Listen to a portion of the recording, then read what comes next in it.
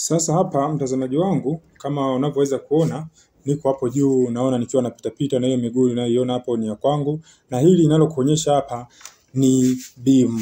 Yaani tumeshasuka kila kitu, maandalizi yote ya zege yameshakamilika. Hatua inayofuata hapo ni kumimina zege ili beam letu liweze kukamilika. Najua uweze kutambua kwa haraka hilo jengo ni lipi. Sasa nitakuwa nakupitisha picha hizi unazoendelea kuziona hapo ili ziweze kukukumbusha kwamba ni jengo lipi nalo lishughulikia.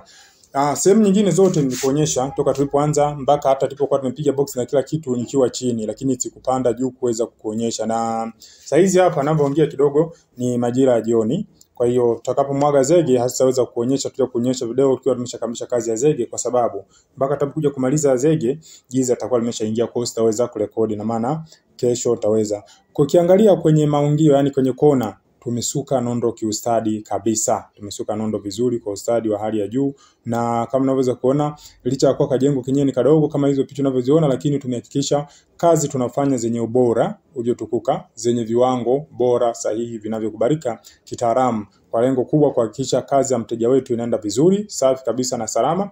Pia kuhakikisha brand yetu ya Mjenzi wa Nyumba TZ inaweza kuwa salama wakati wowote. Hatutaki masuala ya uharibifu wa aina yote. Kwa hiyo sehemu zote tumehakikisha kila hatua tulivyotoka tunaanza kuonyesha mpaka hapa. Tazama mwenyewe jinsi ulivyoweka kiustadi kwenye hii kona.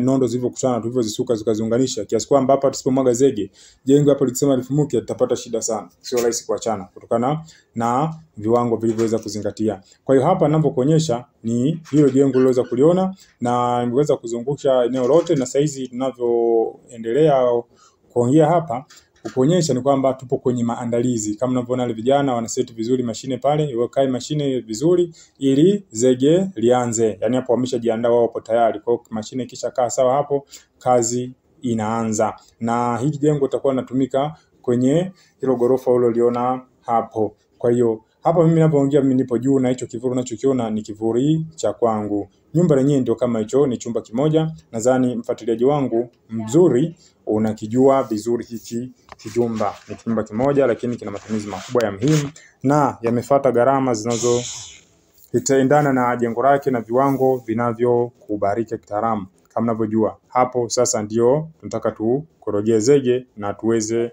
kumimina kwenye hii beam nilivyoweza kukuonyesha. Asante sana, usisahau kusubscribe, like, comment na kushare account hii ya Mjenzi wa Nyumba TZ. Shukrani.